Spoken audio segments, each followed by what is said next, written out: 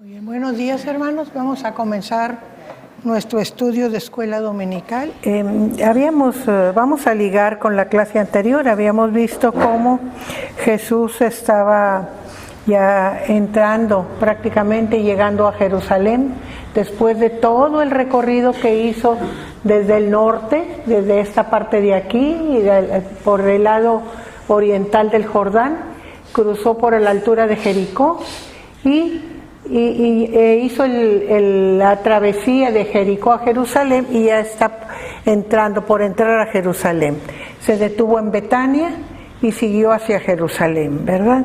Entonces, a medida que se iba acercando, veíamos cómo iban reaccionando los discípulos y cómo el llegar a Jerusalén y haber visto todas las cosas grandiosas que él había hecho, sentían que el rey iba a manifestarse, ¿verdad?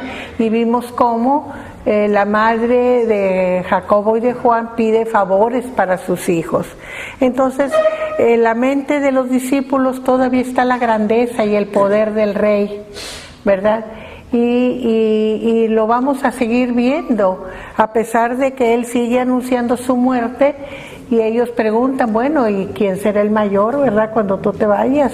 O sea, siempre la idea de heredar su reino, su poder, está en la mente de los discípulos.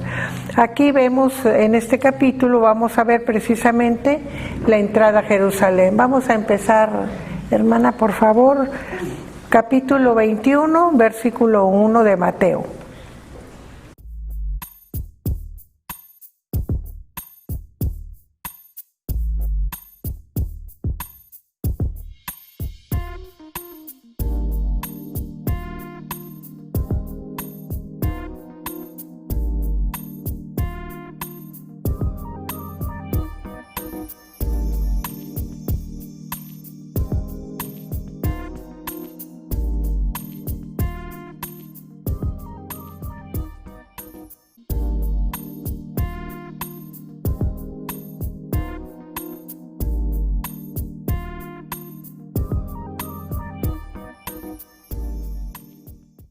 Nosotros vemos aquí que ya nos dice el pasaje que se acercaron a Jerusalén y vinieron a Betfagé, al monte de los olivos, o sea, estaban muy cerca en las inmediaciones de Jerusalén, pero todavía en las afueras. Recordemos que hay un arroyo por ahí que separa el monte de los olivos de Jerusalén, ¿verdad? Entonces llegaron a ese pobladito de Betfagé y Jesús envió a sus discípulos para pedir su transporte para entrar, ¿verdad?, a la ciudad de Jerusalén. Era algo distinto de lo que hacía siempre, porque siempre entraba a pie. Y sin embargo ahora estaba pidiendo una cabalgadura, ¿verdad? Para nosotros, cuando la Escritura nos habla de las palabras del profeta, que dice que el rey viene tu rey viene a ti manso y sentado sobre un asna, pensamos en la idea de nuestros tiempos, ¿verdad?, de que un asno es una montura humilde, pero aquí se refiere al carácter de Jesús, no a su montura. Manso y humilde se refiere al rey. No era un rey soberbio y orgulloso, sino era un rey manso y humilde, pero venía no a pie, sino montado en un asna. Y nosotros se nos pasa la enseñanza del Antiguo Testamento, que cuando David fue ungido en Hebrón como rey de Israel, entró montado en un asno también. O sea, esa era la distinción, ¿verdad? No llegar a pie, sino llegar montado. ¿Y por qué el asno? Y podemos decir, ya había caballos, ya estaban abundantes, ¿verdad? Ya estaban los romanos ahí, los egipcios siempre tuvieron carros y caballos, pero recordemos el tipo de territorio, que el territorio de Canaán es pura montaña. Entonces la montura adecuada para la montaña es el asno, el caballo no. El caballo no es apto para lugares agrestes y angostos y difíciles, sino el asno, ¿verdad? Es mucho más fuerte, carga mucho más, es más ágil en los lugares difíciles y resiste más, ¿verdad? Sí. Entonces aquí, en este caso, que era el asno, Sí. en vez de un caballo, no es porque fuera un animal más sencillo o nada de eso, sino que era por el territorio, El territorio que lo ameritaba. que lo ameritaba, exactamente, ¿verdad? Entonces esa era, y de alguna manera tiene que ver con la tradición, ¿verdad? La tradición de que era vamos a decir, el vehículo especial de los reyes cuando eran coronados. Ahora, los que vivían ahí mismo en Jerusalén, pues no necesitaban una montura, no tenían que trasladarse de un lugar a otro, pero el que venía del Monte de los Olivos a Jerusalén entra en una montura, ¿verdad? No entra a pie. Esa es la diferencia. Todas las veces que llegó a Jerusalén y que iba y venía a pie, pero ahora era diferente. Por eso a esto se le llama la entrada triunfal. Porque entra como rey, como rey. Todo esto nos habla de lo que los discípulos sentían. Para nosotros puede ser insignificante por nuestros tiempos tan modernos y que hemos pasado por épocas en que hasta los campesinos traen caballos.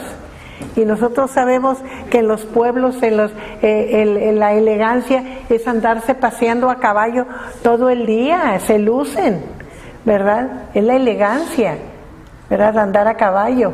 Sí, y pero el burro se ve como un animal muy simple porque sí, en las escuelas hasta orejas de burro, sí, por ejemplo. sí, ¿verdad? Entonces no podemos pasarlo a nuestro tiempo, tenemos que verlo en su tiempo, ¿verdad? Y lo que tenía de significado en su tiempo. Entonces entra a la ciudad de Jerusalén. Bueno, dice que manda a sus discípulos a buscar aquellos animalitos porque iba a entrar a Jerusalén. Y claro, ir y desatarlos, dice. No dice vayan y pidan permiso, ir y desatarlos. Y si a alguien les pregunta por qué los desatan, díganle, el Señor los necesita. Y aquí nosotros nos damos cuenta que aquella gente sabía quién era Jesús. Con solo decir el Señor los necesita, estaba bien todo, ¿verdad? Entonces, y que luego lo devolvería. También eso, ¿verdad? Es importante. Lo necesitaba para un momento, para una ocasión, pero se regresarían a sus dueños. Hermana, Sí. entonces nada más para confirmar mi duda, el asno era utilizado aún por los reyes como Sí. un vehículo de transporte. Sí, sí. Ahora, los otros evangelios nos dicen que Jesús usó un animal que nunca había sido montado. O sea, él fue el primero que montó ese animal. O sea, nadie lo había usado como vehículo, ¿verdad? Entonces él lo estrena, podríamos decir. Tenía carro nuevo. Tenía carro nuevo. Entonces sigue diciendo que todo esto es parte del cumplimiento de la profecía. Recuerden que para Mateo es muy importante estarles marcando a los judíos que lo que Jesús está haciendo, lo que es Jesús, lo que está sucediendo, es lo que les habían anunciado los profetas, ¿verdad? Esto es muy importante. Entonces, por eso pone la cita de Zacarías, en donde dice, decida la hija de Sión, he aquí tu rey viene a ti. O sea, se está cumpliendo la cita del profeta, tu rey viene a ti, manso y sentado sobre un asna, sobre un pollino, hijo de animal de carga, ¿verdad? Entonces se está cumpliendo lo anunciado por el profeta. Vamos a seguir con la lectura en versículo 6.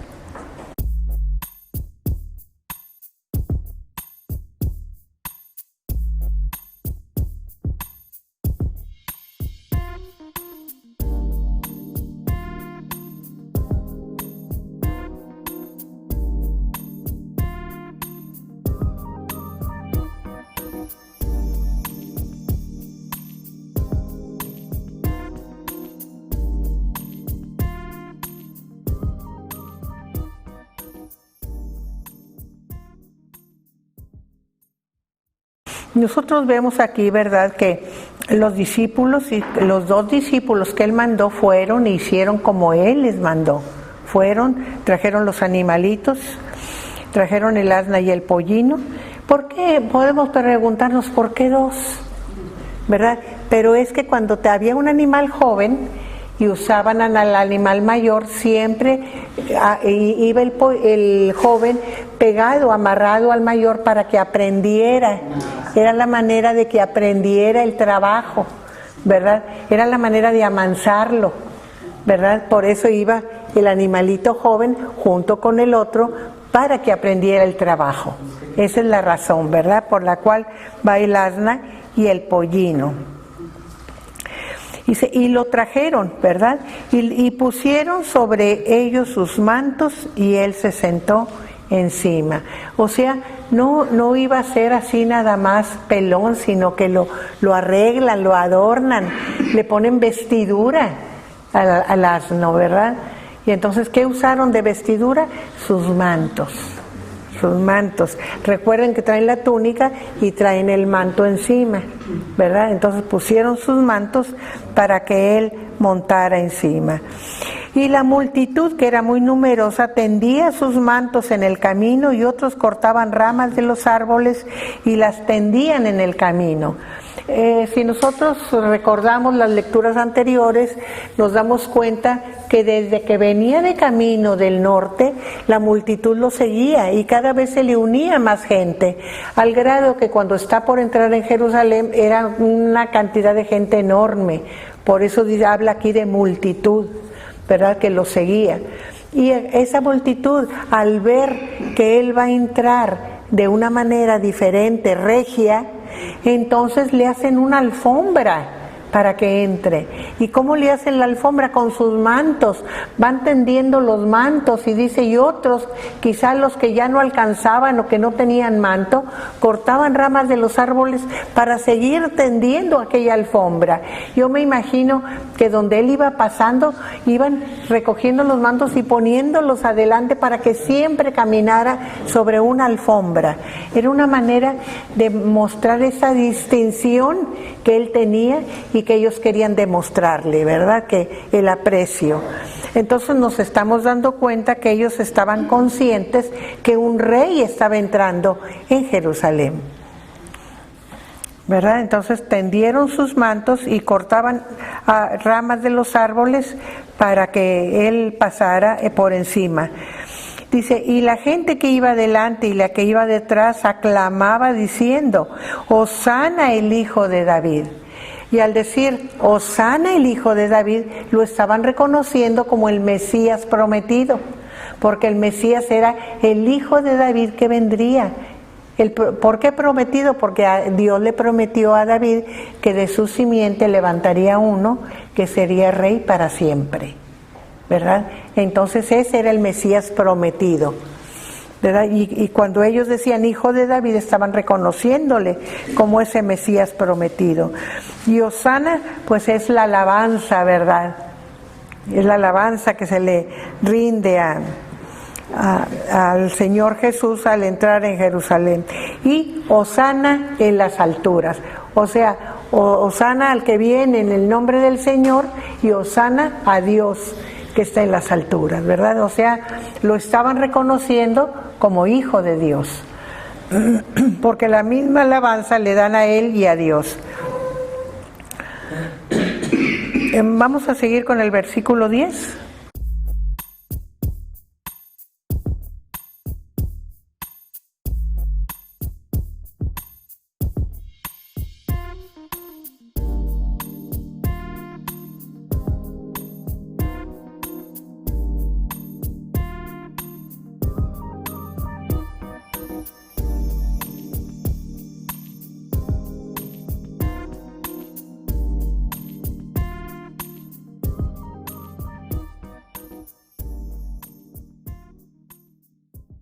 Entonces nosotros vemos cómo, ¿verdad?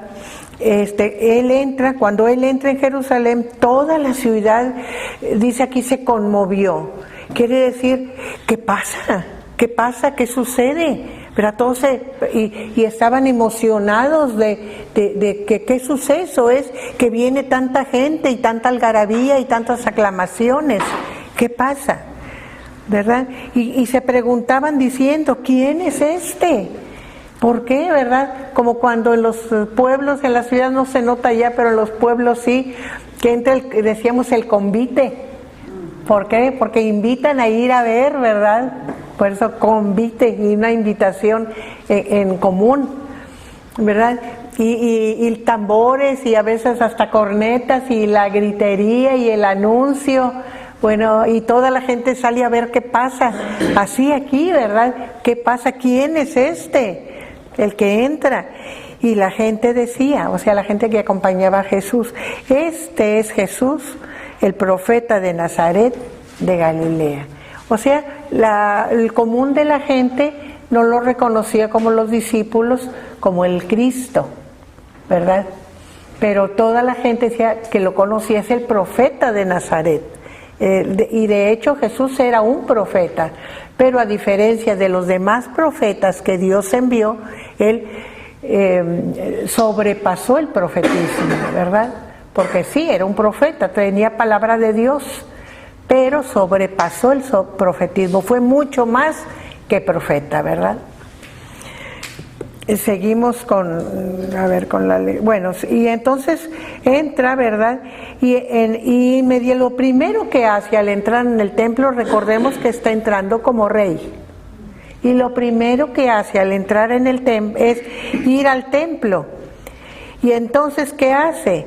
Echa fuera a todos los que vendían y compraban en el templo. O sea, es lo que conocemos como la limpieza del templo, ese primer día, ¿verdad? La limpieza del templo, y volcó las mesas de los cambistas y las sillas de los que vendían palomas. O sea, de todos los que hacían negocio, les trastocó sus enseres. A los que vendían y compraban, a los que vendían palomas, a los cambistas, ¿verdad? Porque no se permitía que dinero extranjero entrara al templo. Era un sacrilegio, ¿verdad? ¿Por qué? Porque no era santo. Entonces el dinero romano no entraba, y para que pudieran comprar los que tenían dinero romano, había los cambistas que lo cambiaban el romano por dinero judío, ¿verdad? Para que fuera santo y que pudiera entrar al tesoro del templo. Entonces todos esos que hacían negocios los echó fuera, y les dice que a los que tenían mesas y sillas se las volcó y les dijo: escrito está, mi casa es casa de oración será llamada, mas vosotros la habéis hecho cueva de ladrones. Y podemos decir, bueno, si los negocios eran honestos, ¿por qué los llama ladrones? Pero nosotros sabemos que aprovechándose de la necesidad de la gente, de tener el animal para el sacrificio, las palomas, todo eso, hacían un negocio sucio, porque vendían animales que no eran los especificados por la ley. Por ejemplo, vendían animalitos enfermos, animalitos con defecto, y eso estaba prohibido. Pero ellos, por hacer negocio, lo vendían así. Igual, no eran honestos en los cambios, ¿verdad? Sino que abusaban de la necesidad de la gente de proveerse de los animales de sacrificio. ¿Pastor? Sí, en realidad todo era el problema aquí era el negocio. El negocio, ¿verdad? sí. Se estaba haciendo negocio porque tener que cambiar el dinero romano por dinero judío no era necesario. Era alguien se le ocurrió, ¿verdad? Porque cobraban una comisión. Una comisión, ¿verdad? Por el cambio. Y aparte también, como mucha gente venía de afuera, ¿verdad? No traían dinero del animal país, desde sus lugares de origen. Sí. Entonces tenían que llegar ahí y comprarlo. Y igual que el día de hoy, ¿verdad? Que en temporadas hay cosas que aumentan, ¿no? Por ejemplo, ahorita que las famosas 12 uvas, ahorita pues aumentan el precio de la uva porque mucha gente compra. Entonces era lo mismo, ¿verdad? Como era, se acercaba la Pascua y venía mucha gente de fuera, les vendían el animal, pero más a caro, un precio más elevado. caro, sí, abusaban por la necesidad, ¿verdad? Había la necesidad de tenerlo, de comprarlo, como dice el pastor, no todos eran de ahí, los menos eran de ahí, y recordemos que era obligación de todo judío de toda parte del mundo venir cuando menos una vez al año al templo, ¿verdad? Y siempre escogían de preferencia la Pascua. Bueno, la Pascua era una fecha y la otra era Pentecostés, ¿verdad? Pero en las dos fechas, en cualquiera de las dos, había muchísima gente, muchísima gente. Dicen los eruditos que había más gente en Pentecostés porque el tiempo era mejor, ¿verdad? Y entonces era más seguro viajar por mar, porque era lo más rápido, ¿verdad? Por tierra era muy difícil, había muchos bandidos, muchos ladrones, entonces era no nomás difícil por las serranías, sino arriesgado. Entonces preferían viajar por mar, y era más benévola la época para Pentecostés, que 50 días después de la Pascua, ya el tiempo está mejor, menos borrascoso que en invierno. En invierno siempre con los vientos del norte es muy borrascoso el mar, más en esos lugares encerraditos que están cerca de la costa y con muchas bahías siempre se hacen tormentas muy difíciles. Sí, pastor. Perdón. Usted ha hablado de la Pascua y Pentecostés. Hay que recordar que Pentecostés se celebraba 50 días después de la Pascua, ¿verdad? Sí. Y en ese tiempo no se refería a la venida del Espíritu Santo, sino se refería a la fiesta de las cosechas. Sí. Y como eran 50 días después, había mucha gente que venía a la Pascua y se quedaba, ¿verdad? Les convenía más quedarse esos 50 días que regresarse y volver nuevamente en 50 días. Por eso había, cuando viene el Espíritu Santo sobre los discípulos, había mucha gente de muchos lados. Por eso en Hechos dice que había partos, medos, elamitas, ¿verdad? De todos esos lugares, ¿verdad? Porque habían permanecido ahí para el día de Pentecostés. Al día de Pentecostés, sí, así es, ¿verdad? Entonces... Si quería hacer dos comentarios. Sí. Uno, yo creo que la purificación del templo, el asunto no era el comercio, sino que lo estaban haciendo dentro del templo, creo yo. Es decir, al final, bueno, pues los precios por oferta y demanda, y ese es un principio que no me voy a meter aquí, pero es un principio matemático, los precios suben cuando escasea un producto. Sí. Y aunque dice el Señor Jesús ladrones, creo que el énfasis, creo yo, más bien está en que el comercio lo hacía dentro del templo. Es decir, si hubiera puesto a 3 o 4 cuadras, o sea, fuera del templo, sino que estaban profanando el lugar. O sea, incluso aunque hubiese sido honesto, bueno, aunque hubiese sido de un precio barato, el problema es que estaban dentro del templo. Y el otro tema que quería, ahorita se me vino a la mente, que quería comentar es que, qué maravilloso nuestro Jesús, que estaba a 5 días de ser sacrificado, y él ejerciendo el ministerio. Digo, cualquier ser humano como uno, si te dicen un mes antes que te vas a morir, o sea, la atención, yo creo que la preocupación puede ser mayúscula, y luego si te dicen cómo vas a morir, pero si te dice un médico que tus días están contados y que tienes 6 meses, pues te cambia la vida. Desde ese instante empiezas a ordenar tu vida, tus prioridades diferentes. Y lo grandioso de Jesús, es decir, la agonía de Jesús viene una noche antes, pero él de alguna manera vivió ese comentario que nos hace Jesús, que dice: no os afanéis por el día de mañana, porque cada día trae su afán. Él ejerció su ministerio, y él entró como rey, aunque a 5 días él sabía que iba a ser sacrificado. Entonces, entrar en la Pascua sabiendo que él iba a ser el Cordero, él iba a ser sacrificado. Y si uno ve todos estos días que vamos a estar leyendo en la Biblia, los que pasó, él estaba 100% en el ministerio. O sea, para mí es algo admirable, ¿no? de nuestro Señor. No estaba enfocado en su persona, sino en la necesidad de los demás. Eso lo vemos siempre. Todo el transcurso, en lugar de venir preocupado o pesaroso porque sabía que venía a Jerusalén a morir, él seguía haciendo el bien, él seguía enseñando, él seguía cumpliendo con todo su ministerio y lo hizo hasta el final, ¿verdad? Esto es parte de su ministerio, porque antes de ser sacrificado, él tenía que poner, como dicen luego, los puntos sobre las íes, y uno de los puntos era precisamente el mal uso del templo, ¿verdad? La casa de mi padre, casa de oración será llamada. O sea, debe ser reconocida porque ahí se va a orar, ¿verdad? No porque ahí se va a vender, ¿verdad? Entonces eso es. Y lo peor es que la vendimia no era honesta, por eso le llama cueva de ladrones, ¿verdad? ¿Por qué? Porque estaban abusando de la gente, ¿verdad? Entonces hay dos cosas ahí. La habían convertido en mercado, su casa, y un mercado no honesto, sino un mercado deshonesto, ¿verdad? Entonces son dos puntualizaciones que está haciendo ahí Jesús. Y que nos puede de nosotros, hermana, este es un mensaje para nosotros, muy actual como todos, con qué espíritu venimos a la casa de Dios. Sí.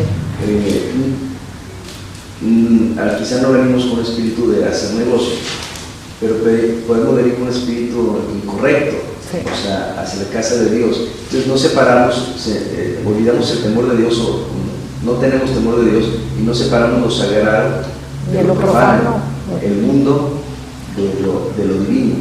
Entonces si eres al templo para que vean qué bonito cantas, o qué bonito vistes, o qué bonito hablas, o mira cómo, o sea, entonces no viene uno con la actitud correcta. Sí, es importante que reflexionemos en eso, ¿verdad? Porque eso es precisamente lo que Jesús está haciendo con los problemas de su época, ¿verdad? Ahora nosotros tenemos que ver la problemática de nuestra época, ¿verdad? ¿Qué problemas tenemos? Y corregirlos. Vamos a seguir con la lectura del versículo 14, por favor.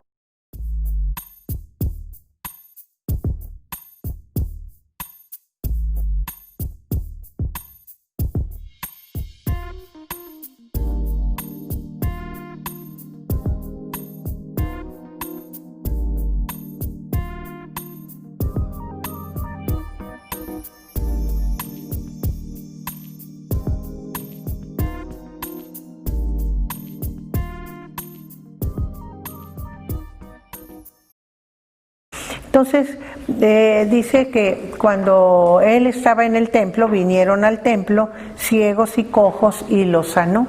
Esto es lo que estábamos comentando, ¿verdad? Que nunca dejó su ministerio, nunca se enfocó en sí mismo, sino siempre en las necesidades de los demás.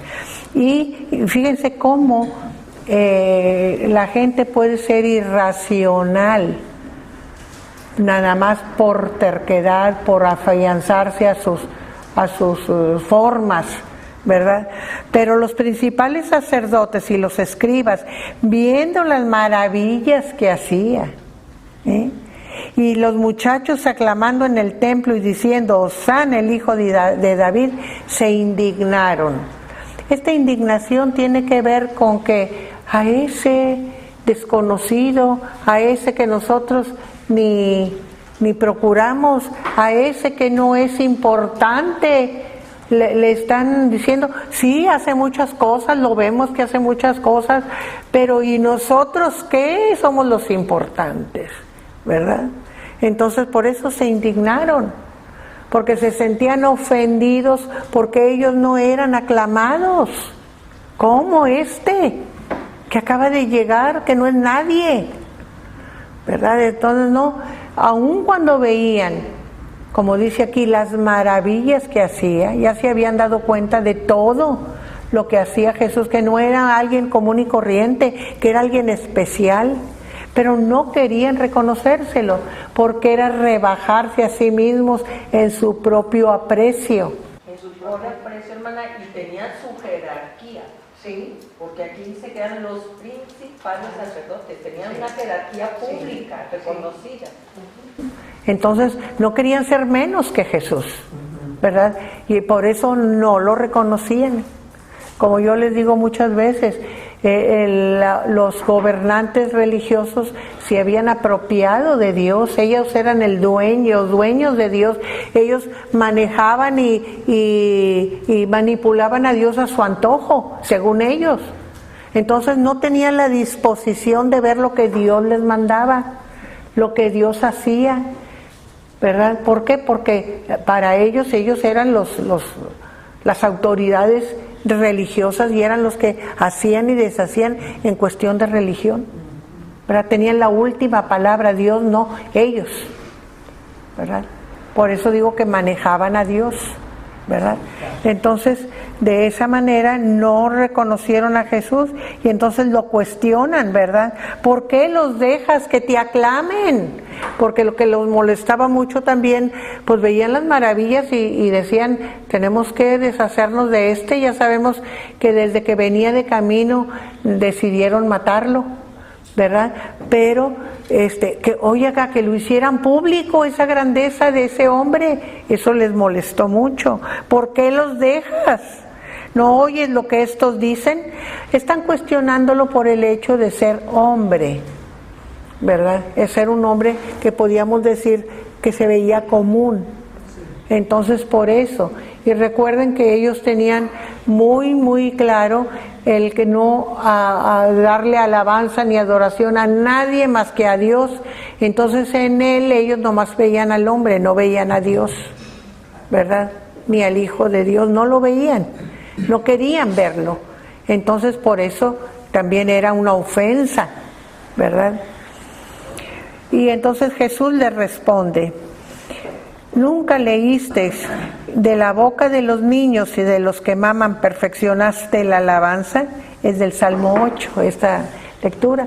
Entonces Jesús les responde con otra, y Mateo lo remarca, con otra cita bíblica, ¿verdad? Que les habla a los judíos del cumplimiento de las palabras de la Escritura, anunciadas mucho antes de que Jesús viniera, ¿verdad?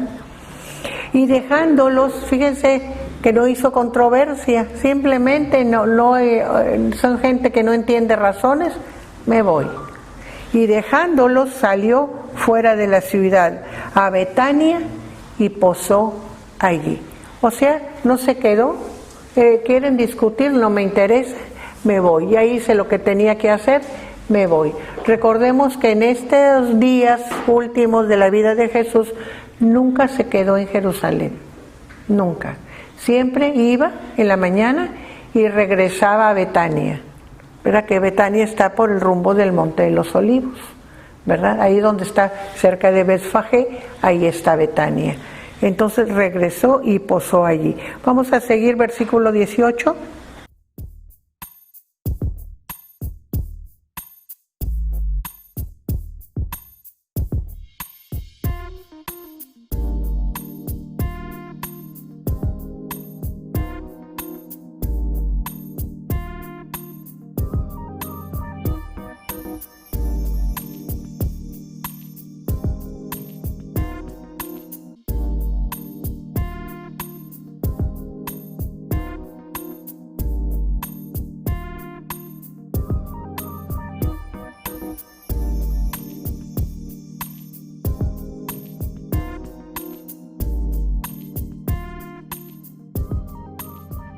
Nosotros aquí vemos, ¿verdad? Algo que a veces nos puede parecer injusto, ¿verdad? Dice, por la mañana volviendo a la ciudad, o sea, de noche se retira a Betania y en la mañana vuelve a agarrar el camino para ir a Jerusalén. Volviendo a la ciudad tuvo hambre y viendo una higuera cerca del camino vino a ella y no halló nada en ella sino hojas solamente. Alrededor, ahí en el huerto de los olivos, son lugares en donde hay olivos y hay viñas. Y en medio de la viña estaba la higuera, o sea, cerca del camino, no pegado, sino cerca. Entonces tuvo hambre y dice que va a buscar higos a la higuera. Pero no encuentra nada. Era una hermosa higuera, muy verde, pero no tenía nada de higos.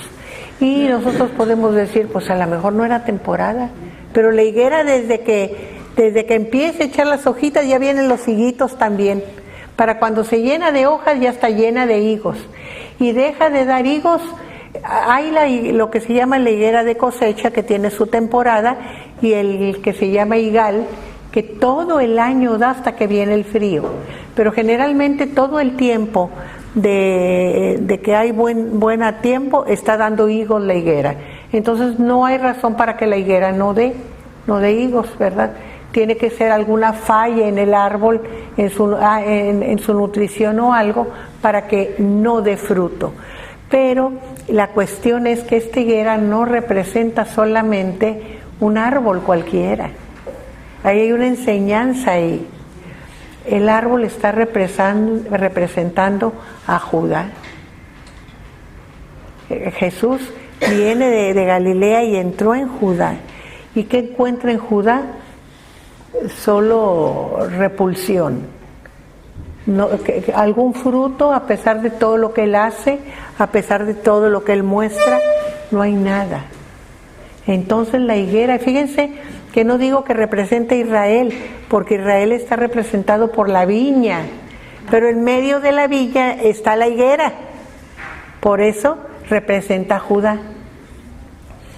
Y entonces así como la higuera muy bonita y muy llena de hojas, pero sin fruto, así puede ser el pueblo de Dios también, una higuera sin fruto. Y alguien que no da fruto, cuando el Señor está en medio de ella, es cortada, ¿qué dice? Es cortada y echada en el fuego, dice Jesús, y arde. Eso habla de las viñas, o sea, en general el pueblo de Israel, pero aquí está hablando del pueblo de Judá, ¿verdad? Entonces la maldijo la higuera y se secó la higuera. Se secó instantáneamente, se secó la higuera, ¿verdad? Y los discípulos lo vieron y se maravillaban y decían, ¿cómo se secó enseguida la higuera? O sea que inmediatamente se empezó a ver que moría la higuera, ¿verdad? Y respondiendo Jesús les dijo, de cierto os digo, que si tuviereis fe y no dudares, no solo harías esto de la higuera, sino que si a este monte dijereis, quítate y échate al mar, sería hecho. O sea, tienen que tener fe suficiente para creer que lo que pidan en el nombre de Dios se cumpla. Y aquí es muy importante saber y practicar que debemos pedir conforme a la voluntad de Dios, porque todo lo que pidamos contrario a la voluntad de Dios no será oído.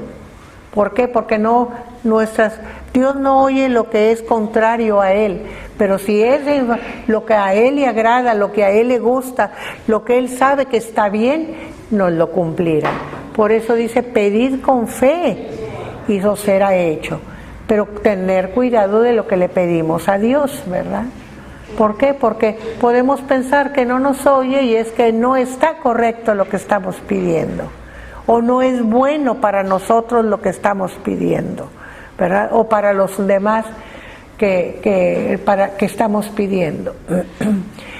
Una cosa que pedimos muy común y es que a alguien, amigos, parte de la familia, librarlos de la muerte.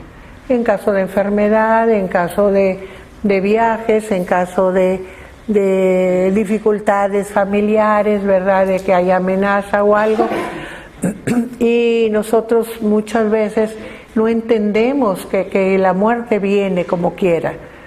Pero lo que no consideramos muchas veces es que la muerte también puede ser misericordia de Dios.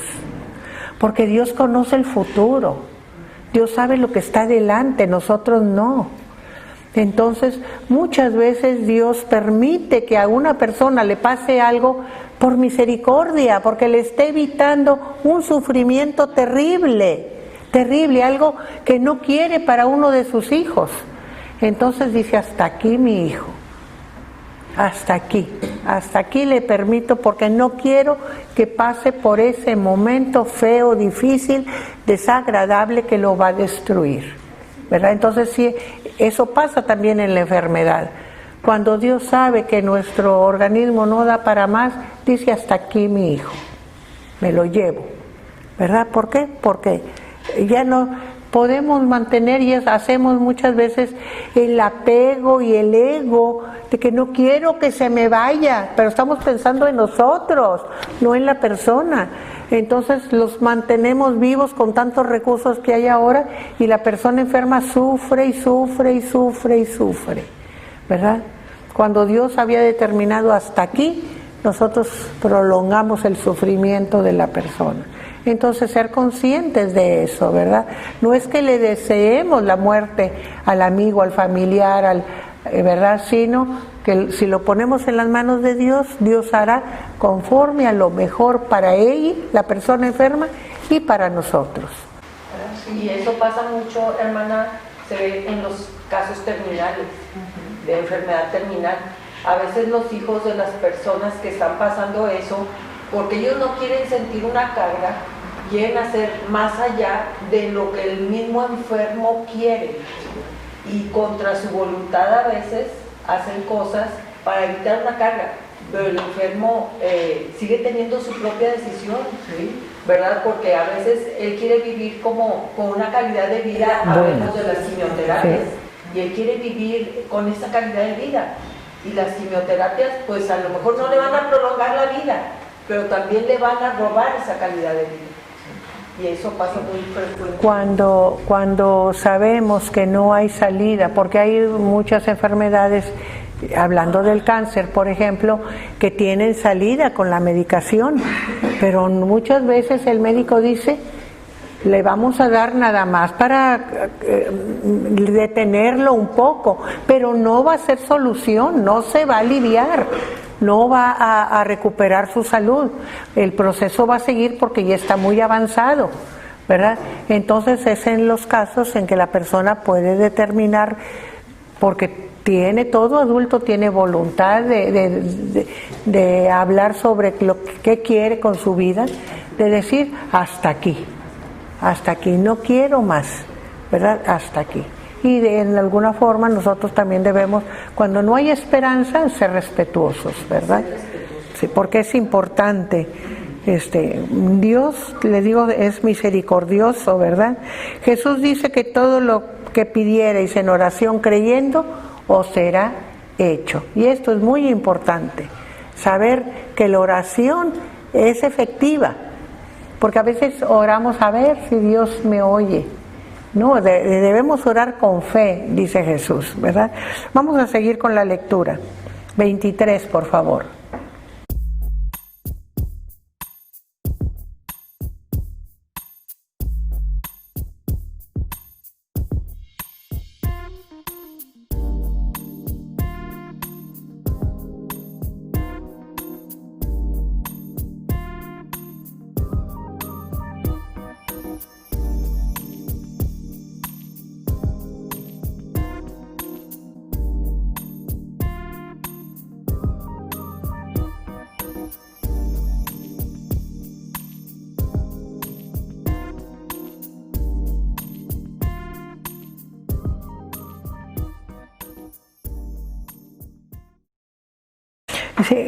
Vino al templo Jesús, o sea, era en la mañana, se pasó por la higuera, no encontró higos y llegó al templo, ¿verdad? Vino al templo. Y los principales sacerdotes y los ancianos del templo se acercaron a él mientras enseñaba. O sea, Jesús sigue con su ministerio, sanando, enseñando, predicando, ¿verdad? Y le dijeron, ¿con qué autoridad haces estas cosas? ¿Y quién te dio esa autoridad? Recordemos que para enseñar la palabra se requería estar a los pies de un maestro y aprender, ¿verdad? Eso era lo que hacían los fariseos. Los fariseos aprendían y entonces ellos se sentían capaces de enseñar. Los escribas también eran los maestros, ¿verdad? Pero eran tan importantes que ya no se ocupaban del pueblo. Los que se ocupaban del pueblo eran los fariseos. Y Jesús no era un fariseo. Entonces le dicen, ¿con qué autoridad? ¿Por qué tú enseñas si no has estudiado con nosotros? ¿Verdad? ¿Por qué ¿qué autoridad tienes? Y si tienes una autoridad, ¿quién te la dio? Nosotros no, ¿quién te la dio? O sea, están cuestionando a Jesús con respecto a que no tiene derecho de ser maestro del pueblo de Israel. Eso es lo que le están diciendo, ¿verdad? Y entonces Jesús no les da razón inmediata, sino dice, yo también os haré una pregunta, y si me la contestan, también yo diré con qué autoridad hago estas cosas. ¿Por qué? Porque al contestar la pregunta se iban a comprometer a que se aceptaban lo que Dios mandaba o no, ¿verdad? Y entonces les dice, el bautismo de Juan, ¿de dónde era? ¿Del cielo o de los hombres? O sea, venía de Dios el ministerio de Juan, o simplemente se le ocurrió a él, ¿verdad?, ponerse a bautizar y a predicar y etcétera, ¿verdad? Y entonces ellos se pusieron a discutir, y si se pusieron a discutir es porque unos opinaban una cosa y otros otra, o porque veían el pro y el contra de lo que podían contestar, ¿verdad? Y entonces, ¿qué decían? Si decimos del cielo, nos dirá, ¿por qué pues no le creísteis? Porque ellos, los líderes religiosos, muchos vinieron a Juan para ser bautizados. ¿Pero qué les dijo Juan? Generación de víboras. ¿Quién nos enseñó a venir y buscar la vida, ¿verdad? La salvación, la vida venidera, lo que Dios promete, ¿verdad? Entonces, no lo recibió porque no venían con corazón limpio, y Juan lo sabía, ¿verdad? Entonces, pero sí vinieron a Juan, lo reconocían como alguien especial, ¿verdad? Pero no podían decir, dice, porque si decimos entonces, ¿por qué no se arrepintieron? ¿Verdad? ¿Por qué no aceptaron lo que necesitaban hacer para ser bautizados por Juan? ¿Verdad? Y si decimos que es de los hombres, pues el pueblo se nos echa encima, porque tenían miedo del pueblo, porque cuidado cuando el pueblo se levanta, ¿verdad? Tenían miedo de que los mataran, porque todo el mundo respetaba a Juan. Juan era reconocido por todo el pueblo como un profeta. Entonces estaban en ese dilema, ¿verdad? O nos arriesgamos o aceptamos que hicimos mal y que no seguimos la enseñanza de Juan y el bautismo de Juan, ¿verdad? Y el mostrar arrepentimiento. Entonces, para salir del apuro, dicen, no sabemos si era de Dios o era de los hombres, no sabemos, ¿verdad? Y entonces Jesús le dice, pues si ustedes no saben y no me contestan, yo tampoco les contesto de quién me viene la autoridad que tengo, ¿verdad? O sea, los dejó igual, pero porque ellos no respondieron, no se comprometieron. Jesús quería que reconocieran. Siempre Jesús busca un camino para que la gente se corrija. Y este era el camino que Él les estaba mostrando para que se corrigieran, ¿verdad? Para que decir, pues sí, reconocemos que Él nos ofrecía arrepentimiento, pero no quisimos arrepentirnos. Tenían oportunidad de decir, pues ahora nos arrepentimos, pero no, ¿verdad? O sea, no querían reconocer ni dejar de ser ellos por sí mismos autoridad máxima, ¿verdad? Entonces, por eso Jesús no les responde. Vamos a ver ahora el versículo 28.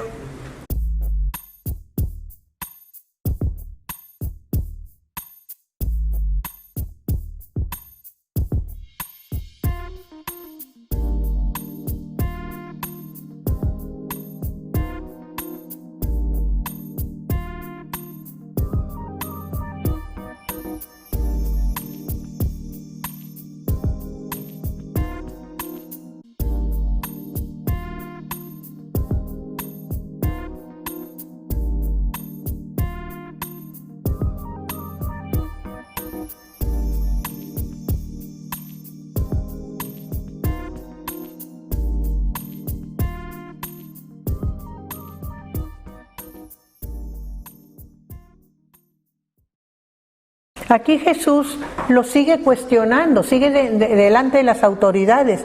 Dice, yo no les voy a decir con qué autoridad hago estas cosas, pero sí les digo esto, ¿qué os parece? Un hombre tenía 2 hijos, y acercándose el primero le dijo, hijo, ve hoy a trabajar en mi viña. Y respondiendo él dijo, no quiero. Pero después se arrepintió de haberle dicho no al papá y fue y trabajó. Y acercándose al otro le dijo de la misma manera, y respondiendo él, o sea el hijo, le dijo, sí señor, voy, pero no fue. O sea, muchas veces de labios hablamos con el Señor y le decimos cosas muy lindas y muchas promesas, pero es de labios, no es de corazón. Y hay muchos que son rebeldes y difíciles y se portan mal y le responden mal al Señor, pero se arrepienten y van. Eso es lo que está enseñando Jesús, ¿verdad? Y entonces les pregunta, ¿cuál de los 2 hijos hizo la voluntad del Padre? Y entonces los mismos que rebeldes dicen, pues el primero, porque aunque dijo no voy, como quiera se arrepintió y fue. Y entonces Jesús les dice, de cierto os digo que los publicanos y las rameras van delante de vosotros al reino de los cielos. O sea, está diciendo esos feos, malos, que dicen no voy, esos son los que van a entrar al cielo, antes que ustedes que se sienten muy santos, que dicen sí Señor, cómo no, sí voy. Los está comparando, les está dando una parábola para decirles su condición, ¿verdad?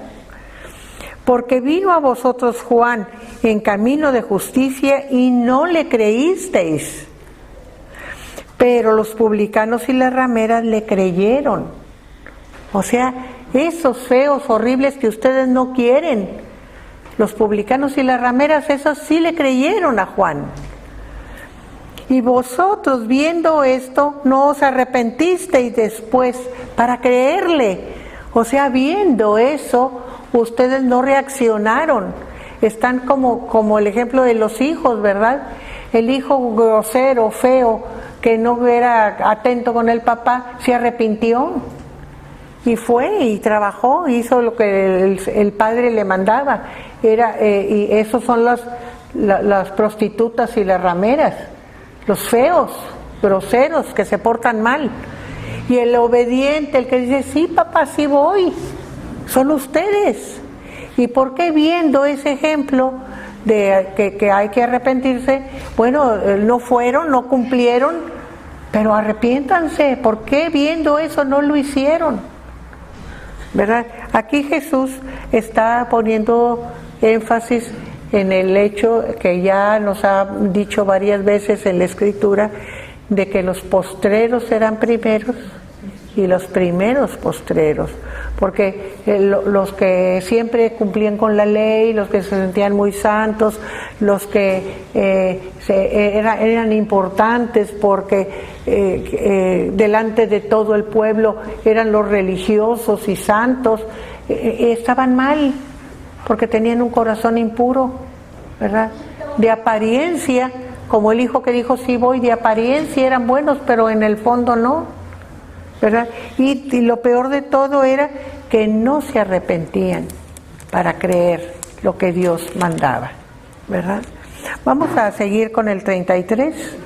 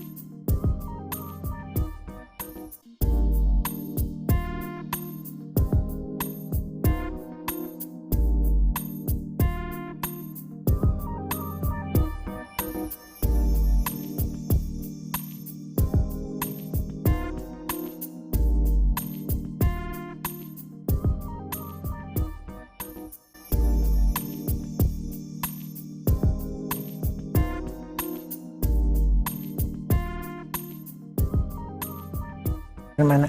Aquí nosotros estamos viendo cómo Jesús les sigue enseñando a esa gente difícil lo que son, ¿verdad?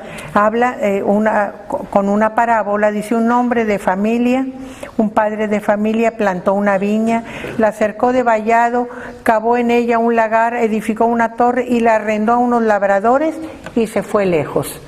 Aquí vemos cómo preparó todo perfecto, todo bien hecho, todo bien acabado, para que fuera funcional, con todo lo necesario, ¿verdad? El lagar, la cerca, la viña plantada, todo estaba bien, como si él fuera ya a trabajar de lleno.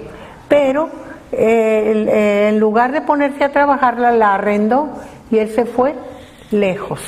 Y lejos quiere decir no en las proximidades alrededor, sino a distancia, ¿verdad? Entonces la arrendó. Pero ¿qué pasa cuando llegue el tiempo de que le den el resultado? Porque está arrendada, la parte del fruto le corresponde al dueño y una parte a los arrendadores, ¿verdad? Fue para que le dieran el fruto de la viña que le correspondía, y los labradores dijeron: está muy lejos, ¿para qué le mandamos?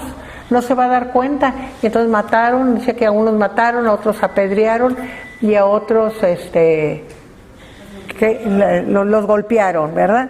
Entonces no le dieron nada, y entonces cuando no recibió su fruto que esperaba, el Señor mandó a otros, pero dice que mandó muchos más. Y aquí podríamos entender que primero mandó 3, porque a uno esto, a otro esto y al otro esto. Pero luego mandó más siervos.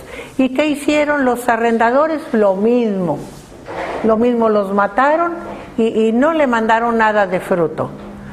¿Qué quiere decir aquí? Quiere decir que se sentían los dueños de la viña. Al cabo el hombre se fue lejos, le va a olvidar, ya no va a volver. Entonces nosotros nos apoderamos de la viña. Y la viña representa el pueblo, ¿verdad? El pueblo. Entonces, ¿qué dice? ¿Qué dijo el hombre? Mandaré a mi hijo, porque tendrán respeto de mi hijo. No tienen respeto de los siervos, pero tendrán respeto de mi hijo. ¿Quiénes son los siervos? Los profetas. Todos los que Dios mandó antes a su pueblo para enseñarlo. ¿Y qué hacía el pueblo generalmente? Dice: Jerusalén, Jerusalén, dice Jesús, que matas a tus profetas y a los que te son enviados. Porque muchos de los profetas sufrieron a manos de las autoridades, ¿verdad? Entonces eso representan los siervos. Entonces dijo el Señor: mandaré a mi hijo, que es a Jesús. Mandaré a mi hijo y tendrán respeto de él.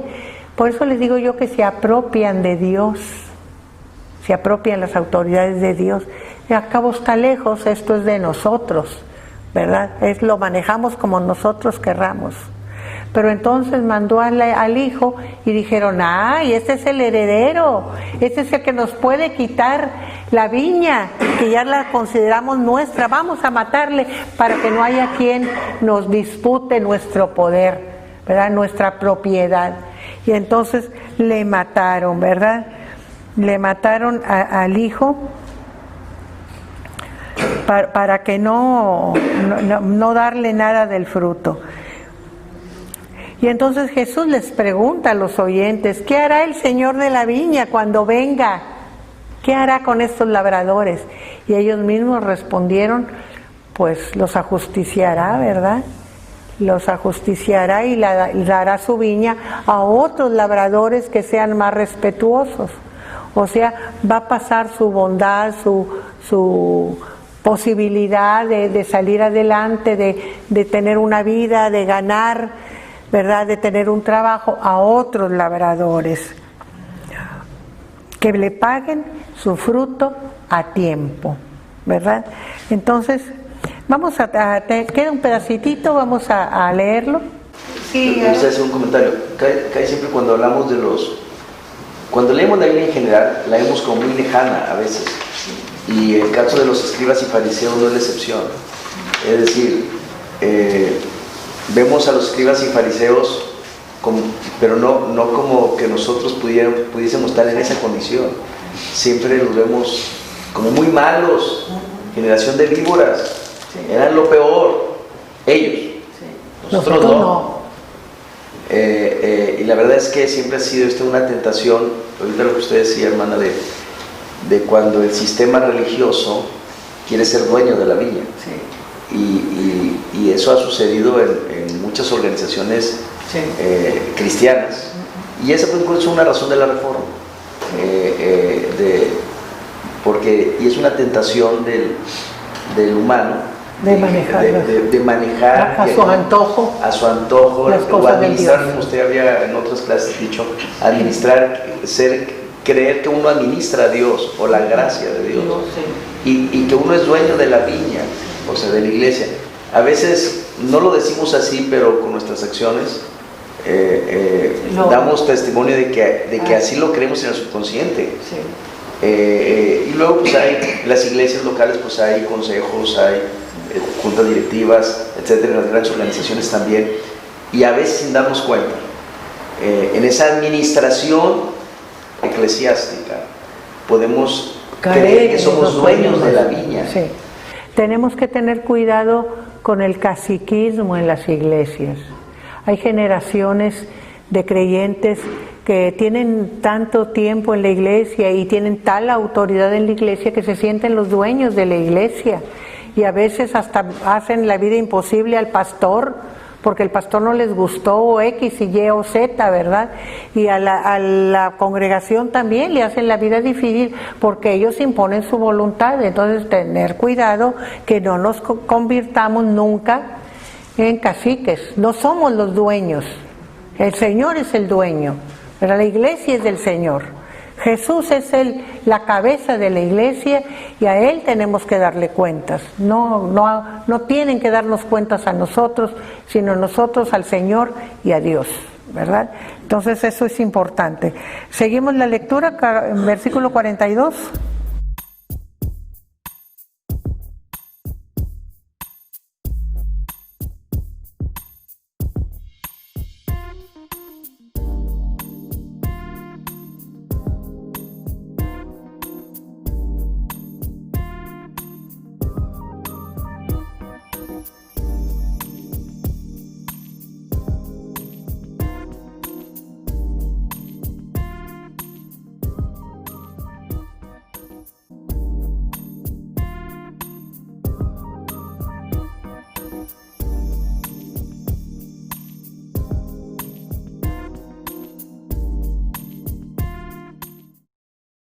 Aquí nosotros vemos, ¿verdad? Voy a leer unos versículos que no se leyeron. Jesús les dijo: ¿nunca leísteis en las Escrituras, la piedra que desecharon los edificadores ha venido a ser cabeza del ángulo?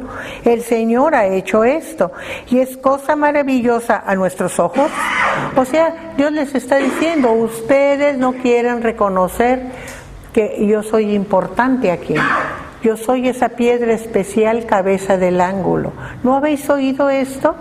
¿No habéis oído que los trabajadores desecharon esa piedra que era importante, que era la principal, ¿verdad? Por tanto os digo que el reino de Dios será quitado de vosotros y será dado a gente que produzca los frutos de él.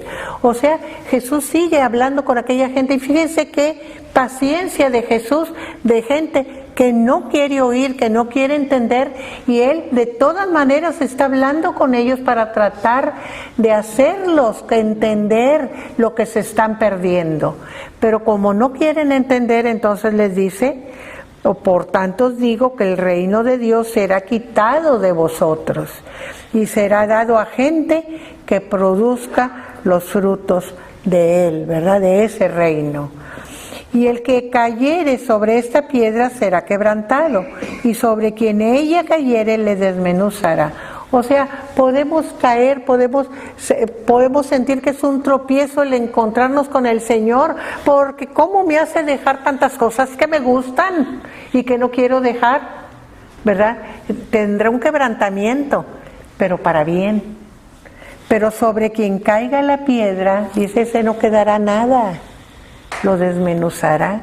Así que cuidado, como dice la Escritura, de caer en las manos del Dios vivo. Cuidado. Eso es lo que Jesús está diciendo, ¿verdad? Porque sobre el que cayere lo desmenuzará. O sea, el que no quiere entender, cuidado, ¿verdad? Porque será destruido, como dice Jesús en el tiempo cuando Él venga, ¿verdad?